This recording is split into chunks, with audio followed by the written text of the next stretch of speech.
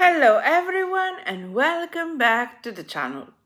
Today we are going to explore a crucial moment in English literature. The moment when the calm, polished, rational world of the early 18th century begins to change. In other words, we are moving from the Augustan order to a new kind of writing based on emotion, melancholy, nature, memory, and the inner life. This transition is extremely important because it prepares the ground for Romanticism.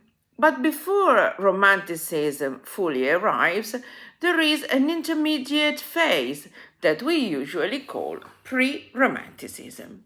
So in this video, we will answer three main questions. What is pre-Romanticism? Why is Thomas Gray so important? And how does this English cultural shift connect with Italian literature, especially with Melchiorre Cesarotti and Ugo Foscolo? So, let's begin. At the start of the 18th century, English literature was largely shaped by what we call the Augustan Age. Writers such as Alexander Pope, Jonathan Swift, and Joseph Addison admired balance, order, control, wit, elegance, and reason. Their models were often the classics, especially Latin authors. Literature was expected to instruct, to criticize, to refine taste, and to present reality through clarity and order. But by the middle of the century, this model begins to feel insufficient. Writers and readers start to show a growing interest in what is irrational, emotional, obscure, and deeply personal. Instead of polished social satire, we begin to find poems about solitude and graves, ruins, death and silence, lost greatness, and the emotional power of nature. This is the cultural climate of pre-Romanticism. Pre-Romanticism is not yet Romanticism in the full sense. It does not yet have the revolutionary energy of Wordsworth or Coleridge, but it clearly anticipates them. Its main features include an interest in subjectivity, a new attention to individual feeling, a love of wild and medieval nature, and a fascination with death, memory, and the sublime. There is also a growing attraction to what is ancient and primitive, remote, or even mysterious. A key text here is Thomas Gray's Elegy Written in a Country Churchyard, published in 1751. This poem is often considered one of the masterpieces of pre-Romantic sensibility. But why? Because Gray does something very different from the satirists of the early 18th century. He does not laugh at society from a distance. Instead, he contemplates a rural graveyard at evening, and from that quiet setting, he reflects on death, on forgotten lives, and on the dignity of ordinary people. The poem reminds us that beneath social differences, ambition and fame, all human beings share the same final destiny. Death becomes a great leveler, but the poem is not only about death, it is also about memory. It asks us to think about those who lived and died without leaving a visible mark on history. Gray suggests that among these humble villagers there may have been unknown talents, a Cromwell, a Milton. This is one of the reasons why the poem feels so modern. It shifts attention away from kings and heroes and towards anonymous individuals. It gives emotional and moral significance to the lives of the ordinary. And here we can already make an interesting connection with Italian culture. Gray's poem had a major impact far beyond England. In Italy, it was translated by Melchiorre Cesarotti, who played a fundamental role in spreading new literary sensibility. Cesarotti is often remembered above all for his translation of Ossian, but his importance is broader. He helped Italian readers appreciate forms of poetry centered on melancholy, meditation, and emotional intensity. And now let us turn to Ossian. In 1760s and 1770s, Europe became fascinated by the poems attributed to Ossian, published by James Macpherson. Macpherson claimed that these texts were translations of ancient Gaelic epic poetry. Their authenticity was immediately debated, and today we know that the matter is extremely problematic. But from a literary point of view, their influence was enormous. Why were the readers so captivated by Ossian? Because these poems offered exactly what late 18th century culture was beginning to desire: misty landscapes, solitary heroes, a sense of lost grandeur, emotional intensity, and the world suspended between history and legend.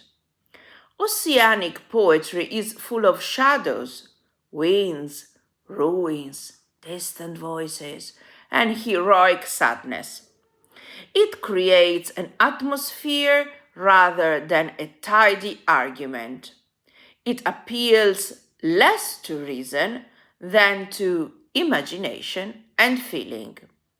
This was something radically different from Augustan wit. And this is where the Italian connection becomes particularly strong. Melchiorre Cesarotti, by translating Ossian into Italian, brought this new sensibility into the Italian literary world.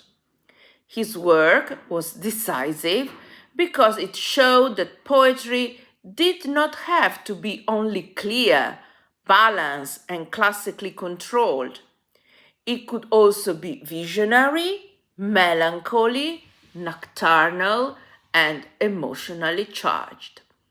In this sense, Cesarotti becomes a bridge between English and Italian culture.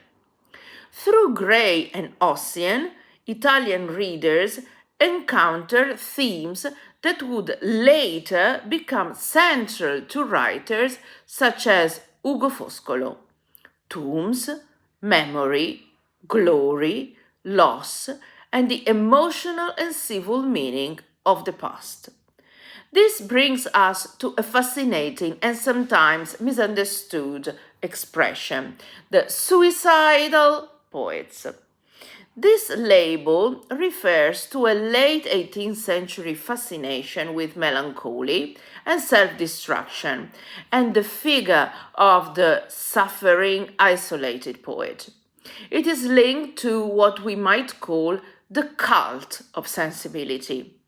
Literature increasingly presents emotional intensity not as a weakness, but as a sign of depth.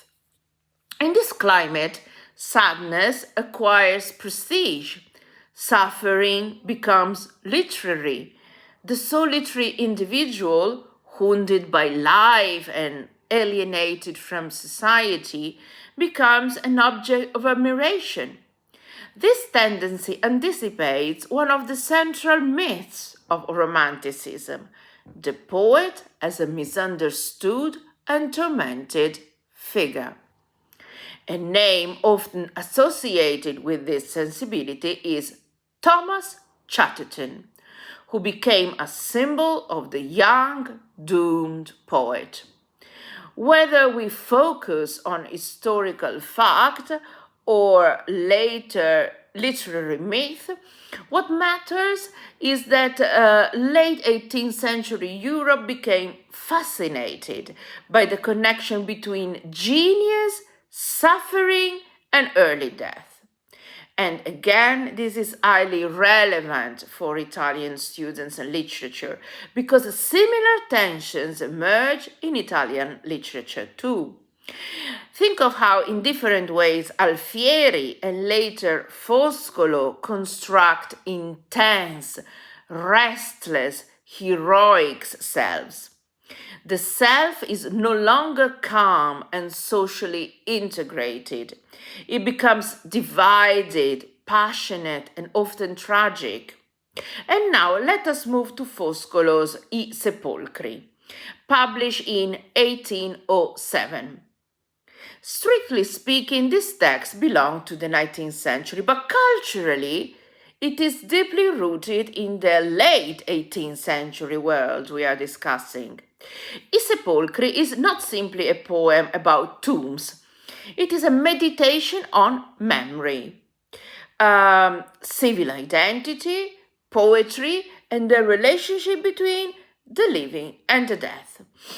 Like Gray, Foscolo reflects on burial and remembrance, but there is a major difference. Gray's poem is quieter, more meditative, more universal in tone. Foscolo, on the other hand, gives tombs a stronger historical and civic function. For him, graves preserve not only personal memory, but also collective values. They help nations remember their great figures. They inspire virtue. They connect private grief with public history. So if Gray invites us to reflect on the equality of all in death, Foscolo asks what the dead continue to mean for the living. And that is a very important distinction. Thanks for watching. If this video helped you, subscribe to the channel. And in the next lesson, we can look at how this pre-romantic sensibility develops further in William Blake and then in the full English Romanticism. See you next time.